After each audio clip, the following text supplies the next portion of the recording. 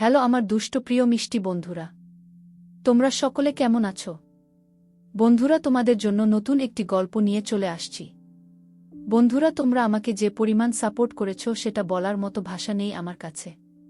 বন্ধুরা, গল্পটি না টেনে শেষ পর্যন্ত দেখলে আশা করি তোমাদের দাঁড়িয়ে যাবে এবং তোমরা হাতের কাজ করতে বাধ্য হবে। চলুন বন্ধুরা, গল্পটি শুরু করি। সকাল 7টা বাজে। এখন দুটো খাসি জবাই করে নাম রাখা হবে।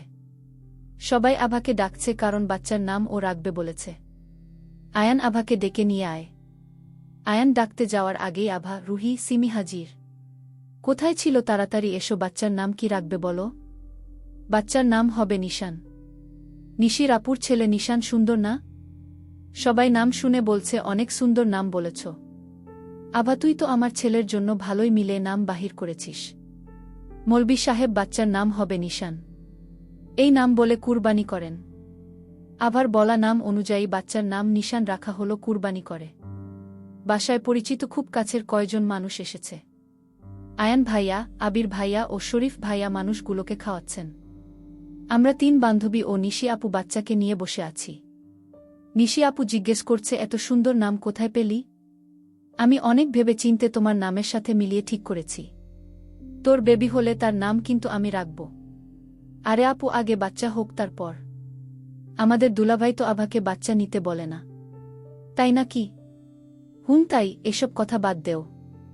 নিচ থেকে আয়ান ডাকছে, সবাই খেতে চলো। বাহিরের আত্মীয়দের খাওয়ানো শেষ, এখন বাসার সবাই খেতে বসব। সবাই বসে পড়েছে। আয়ান ভাই আমার পাশে বসেছে। ভাইয়া কোথায়? ভাবলাম আমি আভার পাশে বসব, তা না আপনি বসলেন। বুকে ছাড়া একটু বসতেও পারে না, কি ভালোবাসা। সালিকা বউ, পাগল হয়ে গেছি, তোমরা জানাই হোক তখন তুমি ও বুঝবে। তোমার জামাই ও তোমার পিছু ছাড়বে না। আরে দুলাভাই, আমার জামাইরের সাথে করে নিয়েই বেড়াবো না, বেশি পিছু পিছু ঘুরলে দিব 2-4 ঘা বসে। সিমির এই কথা শুনে শরীফের কাশি উঠে গেছে। ভাইয়া পানি খাও, তোমার আবার কি হলো? কিছু, এমনি কাশি উঠেছে। কাউকে বলতে পারছে না সিমির কথা শুনে ওর এই অবস্থা। আভা, রুহি ঠিকই বুঝতে পেরেছে আর মুখ চেপে হাসছে। তোমরা দুজন হাসছ কেন? কই ভাইয়া, হাসিনি তো। আমি আর আভা এমনি মুখে হাত দিয়ে ছবি তুলতে চাচ্ছি এই জন্য। একে একে আত্মীয় বাসার সবার খাওয়া দাওয়া শেষ। নিশি আপুর শাশুড়ি এসেছিলেন, তিনি চলে গেলেন। ওনার নাকি কাজ আছে, থাকতে পারবেন না। একটু পর ফুফি, শরীফ, রুহি ও সিমিও চলে যাবে। খাবার খাওয়ার পর ঠান্ডা কিছু না খেলে কি হয়? রাফি দোকানে গেছে কোকাকোলা আনতে। আমরা সবাই আমাদের রুমে বসে আছি। রাফি কোলা আনলো, আভা সবাইকে গ্লাসে ঢেলে পরিবেশন করে দিল। বিকেলে সবাই বাসায় চলে যাচ্ছে। ফুফি, শরীফ ও রাফি চলে গেল। যাওয়ার আগে বলে গেছে ভালো করে পড়তে, পরীক্ষা দিতে হবে। এখন রুহি, সিমি চলে যাবে। আমরা যাই। আভা তুই থাক, এখন কলেজ নেই, ফোনে কথা হবে। পরীক্ষার সময় দেখা হবে, ভালো করে পড়িস। তোরাও পড়িস। একে একে সবাই চলে গেল। এখন কিছু ভালো লাগছে না। মনে হচ্ছে পুরো বাসায় কেউ নেই। একদিন কত আনন্দ করলাম আর এখন ভালো লাগছে না। বাসায় সবাই আসলে যতটা আনন্দ লাগে তার চেয়ে বেশি খারাপ লাগে যখন তারা চলে যায়। মন খারাপ করে রুমে বসে আছি। মন খারাপ কেন? আয়ান, কোনো কথা নেই। সবাই চলে গেল তাই মন খারাপ? আমি মাথা ঝাঁকালাম, যার অর্থ হ্যাঁ। উনি এসে আমার পাশে বসে আমার কাঁধে রেখে বলল, মন খারাপের কিছু নেই, বাচ্চা তো আছে, নিশি আছে, আবির আছে। আমি একটু ওনাকে জড়িয়ে রাখলাম। সারাদিন পড়তে বসনি, এখনো কি বসবে না? বসবো, দাঁড়ান। ফ্রেশ হয়ে ড্রেস চেঞ্জ করে গেঞ্জি পরে আসে, যে গরম পড়েছে। এই গরমে জীবন অতিষ্ঠ হয়ে উঠেছে। আভা চেঞ্জ করে গেঞ্জি পরে আসলো।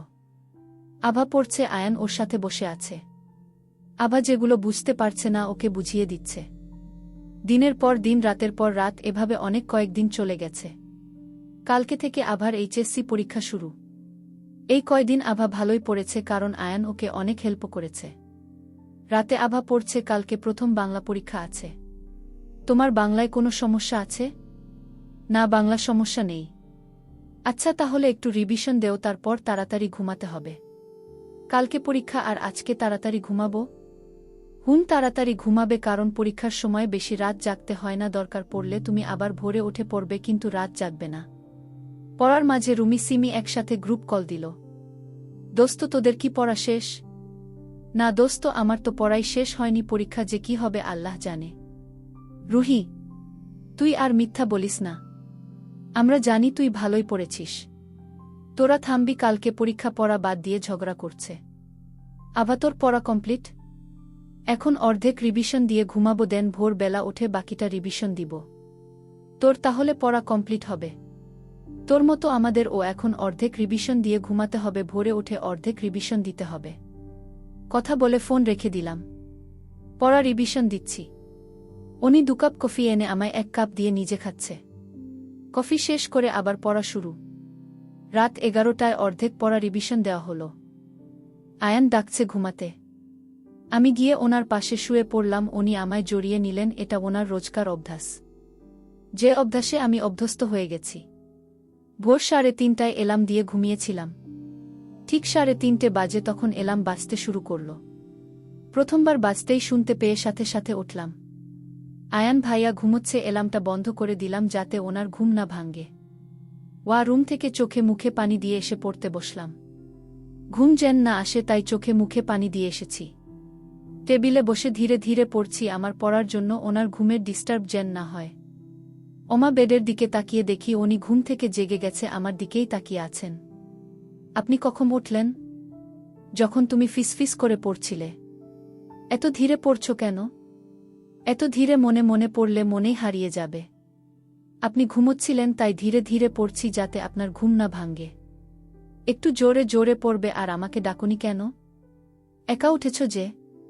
আমি পড়ব, আপনাকে ডেকে ঘুম নষ্ট করে কি করব তাই ডাকিনি। নেক্সট টাইম থেকে আমায় ডাকবে, তুমি পড়বে, আমি তোমার পাশে বসে থাকব। একা একা পড়তে বোরিং লাগবে। আগে আমার পরীক্ষার সময় আমার পাশে মা রাত জেগে বসে থাকত, এত মানা করলেও শুনতই না। আম্মুর দায়িত্ব পালন করছেন নাকি? তোমার আম্মুর দায়িত্ব কেন পালন করব? আমি তোমার হাজবেন্ড, সেই দায়িত্ব পালন করছি। আগে ছোট আম্মু থাকতো, এখন আমি থাকব। দায়িত্ববান হাজবেন্ড শুধু দায়িত্ব পালন করেন। তুমি শুধু আমার দায়িত্ব না, তুমি আমার মায়ের জড়ানো ভালোবাসা, যে মায়া থেকে আমি চাইলেও কখনো মুক্তি নিতে পারব না, বুঝেছ? আয়ানের কথায় আভার মনে প্রশান্ত আনে। মানুটা ওকে কত ভালোবাসে। চলবে।